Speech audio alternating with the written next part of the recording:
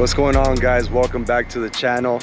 It's been a while. Again, I'm slow with the videos, but today I'm finally gonna introduce you guys to the brand new truck. This is my 2024 Denali Ultimate. No more Ram. We switched it up. I bought this truck back in April. It's been a few months. Put about 5,000 miles on it ever since. I've been waiting to do a full, video on it for you guys, but decided to come out here today and just shoot a quick intro video. This is the Ultimate, so it's got the Duramax 6.6 liter turbo diesel engine. I didn't go with an AT4 or AT4X because I bought this one specifically because it has a max trailering package. So it's got that extra leaf spring, it's got the 3500 frame, and then as you guys can tell, it's got a 4-inch lift from CST. It's got some 18-inch Raceline wheels and 37-inch RT Trails.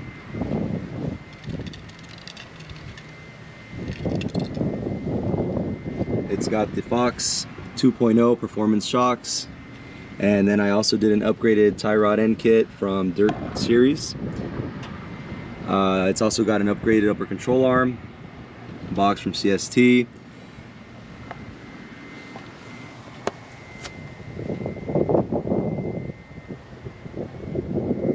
A little bit of undercarriage protection there. It's a very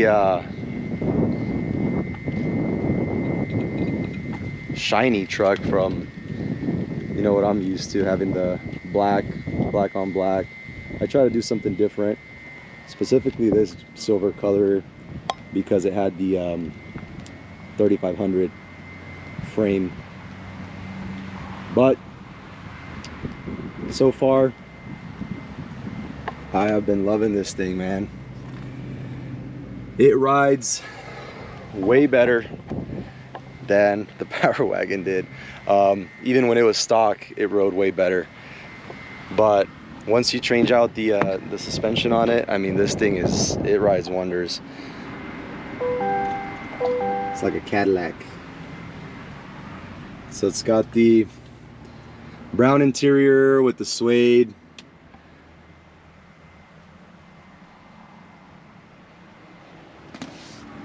Fully loaded with all the options. Got these power running boards, which I didn't have on the Power Wagon.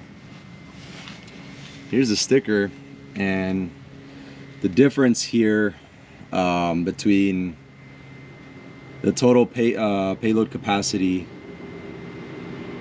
and the actual GVWR on this one, as you can see, goes up to 11,750. On the standard 2500 without the max trailering package, that's about 500 pounds less. So a little bit of a difference. Doing the upgraded suspension didn't take away anything from my payload capacity. That's one of the questions that I had specifically for CST. So I was in talks with some of their sales representatives, and my main concern was ensuring that I didn't take away any of my payload and towing capacity, because that was going to be important, because this truck is supposed to be more for towing, right? This is a fifth wheel ready. So that's the plan. Get a fifth wheel. If you get these trucks, you're gonna automatically scratch that, because when you bring this down and you have a hitch on, it doesn't really matter. It's gonna hit. So I did have a few issues with it from the factory. So the speakers actually don't even power on, so I gotta take that back. I'm taking it in next week. And it did have an issue with one of the was a sensor issue on, I think it was a fuel sensor issue. So I did have to take it back in that first week. It gave me an issue. I was pretty pissed off about it, but they gave me a loaner truck. The loaner truck was awesome. It was a 1500 Denali. I drove that thing around. It was nice because Ram, they don't give you anything when you take your stuff in. So it's pretty nice that these guys did that. Once I got over that, the trucks had no issues, so I'm glad. The def, I still haven't had to fill up def on it, even though it's getting closer. I don't know, I'm new to the diesel world, so usually you know, you're gonna want to worry about that kind of stuff, and I'm gonna get an oil change at 5,000 miles just because I want to get that out of the way before we set off on our trip here at the end of the month. We're gonna go to Pismo.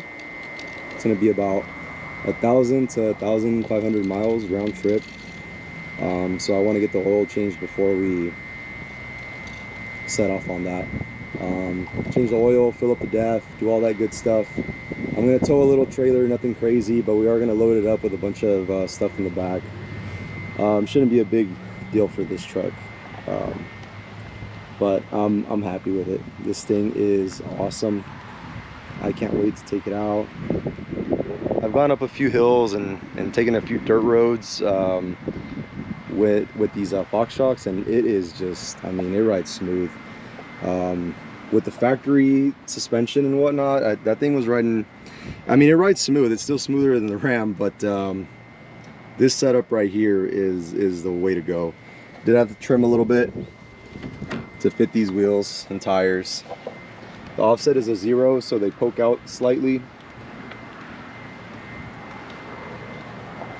Heater block connection is kind of exposed. It's one thing I don't like, but I gotta find some way to cover it. Here's the cut on the rear. And that's pretty much it, man. I don't know what else I can say. I'm pretty happy with this truck, how it's coming out. Still got some more things I want to add and do to it, but for now, this is how she's gonna ride.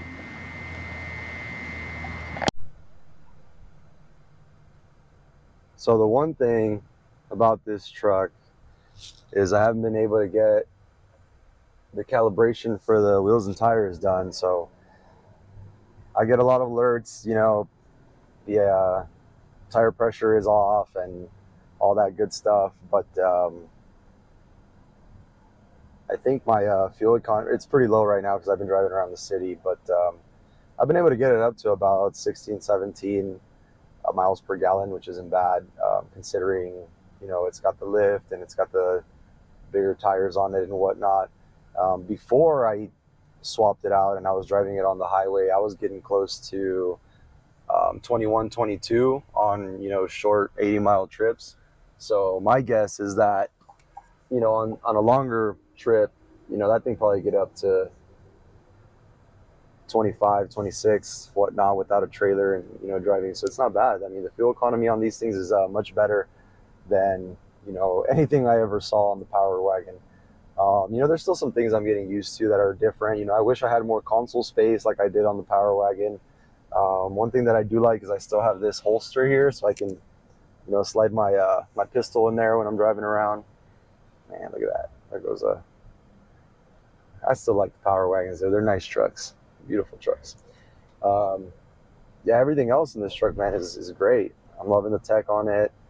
The in-dash is nice. It's kind of odd because you have a split screen where that right box there is just kind of there. You can't really do much with it. Although when you're towing, it is nice because once you're turning, you know, the sensors turn on and then the cameras turn on, so you can see, you know, where your trailer is when you're pulling out. So it's nice. It's got all the cameras on it, all the sensors and whatnot. Road noise, I mean, almost nothing. It's pretty quiet in here.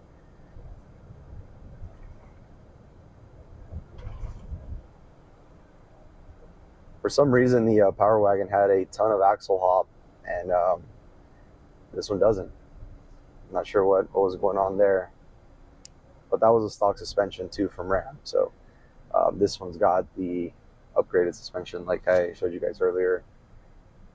And I mean, the ride quality on this, I was going to go with the 3-inch leveling kit with the Fox shocks, and the reason I didn't is because you're going to use more of the torsion bar to raise up the front, and you're kind of maxing out the level of the torsion bar, and you're also putting the geometry of the suspension in weird angles, and I just didn't want that. So I ended up going with the 4-inch because it's more of a body lift with the suspension and a lot more natural angles for the suspension, which, I mean, I'm not going to be doing any crazy off-roading in this thing, aside from going up fire roads and small trails like that, or going into the dunes. We're going to go to Pismo, and we're going to go to Glamis, and it's not like I'm going to take it up Oldsmobile or anything like that, so I'm not too worried about things like that. But so far, man, this is a great truck. We love it. So I'm glad you guys tuned in. Let me know what you guys think. Should I have stayed with Ram? Should I have gone with the Ford? I did look up some Fords, and I couldn't picture myself in it. And then Ram, it was just going to be the same thing all over again, right? Here's my dad's truck right there. Beautiful truck. And he tows that big old fifth wheel with it. The reason I really didn't check it out was because everything was the same, right? I really wanted a high output engine, and they didn't have that in the 2500. I'd have to step up to the 3500, which is kind of what I did with this anyways. But this year, or this upcoming sales year of 2025, Ram is gonna put the high output engine in all the trucks, which is kind of nice. And they're also upgrading the transmission, which is also something that's nice. So I think given the fact that I know that now, maybe I would have considered Ram this time around. But to be honest, once you go to the dealership at a GMC and the way that they treat you versus how Ram will treat you, well, at least locally where I'm at in Temecula, it's night and day difference. And even that alone is enough to warrant making a decision to swap over. So that's all I got for you guys today. I'm gonna have some different content coming up with the trucks once we start going out. Some comparisons. Maybe we'll run these things down a trail together. This guy needs to get some new tires. I'll try to convince him not to go with RTs because he's putting a lot of highway miles on this truck, and these RTs just don't last, man. Nice truck though. Anyways, I hope you guys liked the video. Tune in next time. Make sure to like and subscribe, leave a comment. Y'all be talking some shit sometimes, but that's cool too, man. Say what you gotta say. Have a good one.